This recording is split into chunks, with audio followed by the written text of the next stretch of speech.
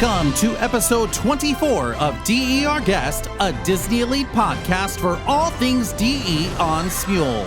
I am your host, Hercules, and this week we've released another one of the big group song numbers from our production of Beauty and the Beast, namely Gaston.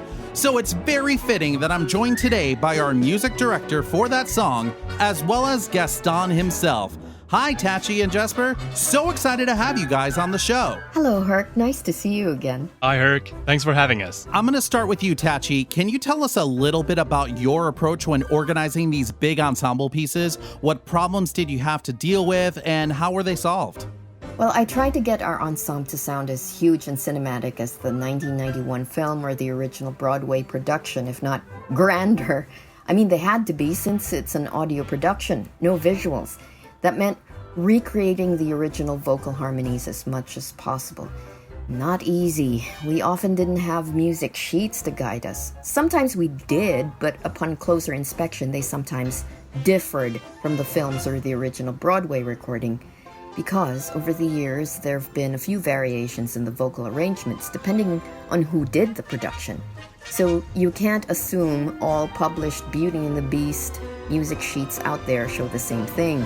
Moreover, these didn't always match the backing tracks we had, so with limited time I had to recreate or reinvent harmonies by ear and modify or embellish wherever needed just to match our tracks' keys, the mood, and action sequences.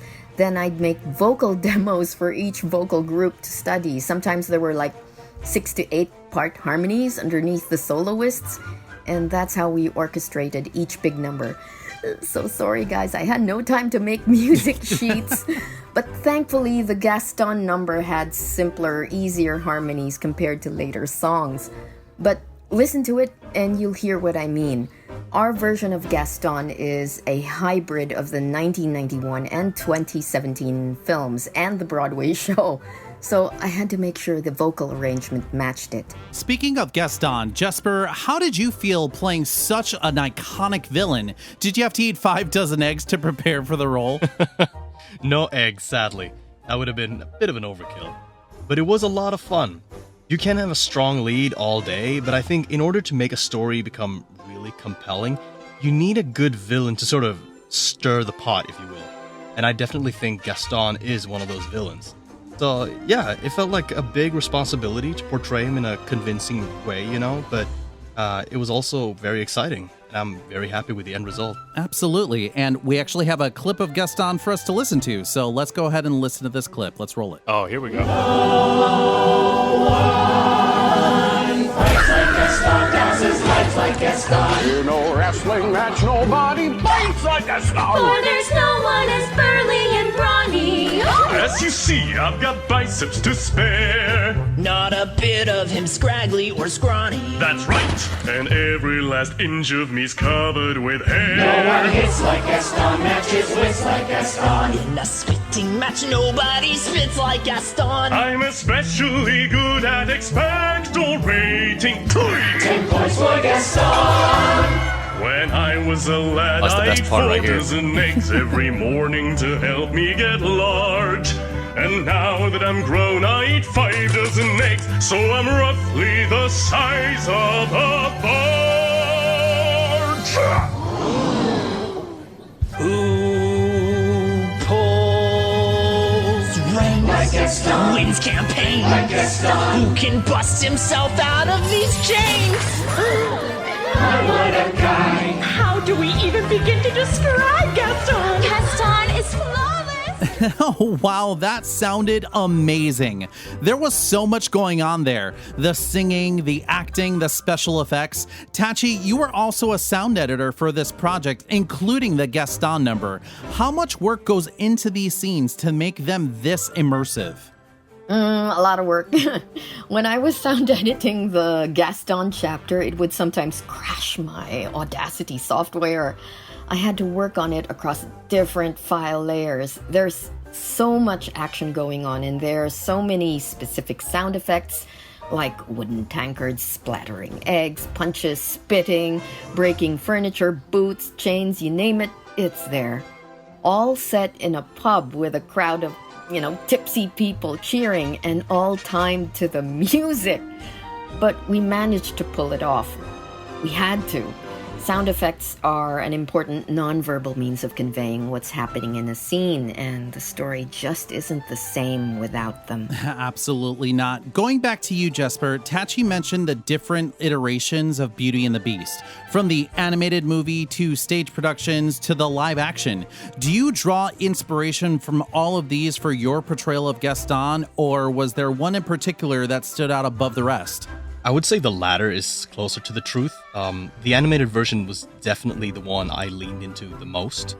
I think there's this larger-than-life quality in Richard White's performance that I very much wanted to try and tap into. Absolutely, great performance. When it comes to the Broadway material, I didn't necessarily try to mimic that singer, but rather perform it with the animated version in mind. I think that also goes for the live-action material we did. I'm a big fan of Luke Evans, but to me, his take on Gaston was almost a bit Shakespearean, which in my book doesn't really work for his character, at least not with the 1991 version of the story, which is the backbone of our project. I didn't want my Gaston to be this suave but selfish romantic that he is in the live action. To me, it made a lot more sense to play Gaston as a loud and colorful brute. So, Tachie, when Jesper and all the other actors join these scenes, can you talk a little bit about that process? What happens if an actor needs a few pointers but already has a few layers saved? We always have our actors and singers privately send us a screen recording, or SR, of the Smule preview for each join they make. We then review it and either approve it for saving or have them redo. And of course, we give them pointers or coach them in private on their singing or acting. Awesome. Okay, I think we have time for one more question. So lastly, Jesper, do you have a Gaston moment from the production you are particularly fond of? Oh, I love performing every single line. Anytime Gaston enters a scene, I just had so much fun. But there are of course some parts that I keep listening to over and over. There's some stuff towards the end that people will still have to wait for. The mob song was definitely a fun one. But I also really enjoy the reprise of Gaston. You know, when Maurice is thrown out of the tavern and Gaston hatches his evil plan. I cannot wait for that episode to drop. Well, that's about all the time we have, but thank you both so much for being with me here on the show. Thank you so much, Herc. Always a pleasure, Herc. Thank you. All right, folks, you know what time it is. It's time for some Hero Info. Today's Hero Info is our announcement on this episode's line sticker winner.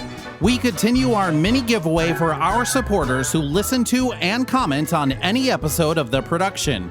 It is my pleasure to announce our winner, Kia NY Girl. Congratulations for being picked as our winner. Please comment your line ID so we can contact you to send your line sticker pack prize. Remember, Disney fans, we'll be doing this giveaway again as we release new scenes every week. So keep listening and comment on the episodes for a chance to win a line sticker pack. New winners are announced on each podcast of this series. Follow DE Productions on Smule and stay tuned for new episodes of Beauty and the Beast. Well, that about wraps it up for this podcast. This is Hercules signing off.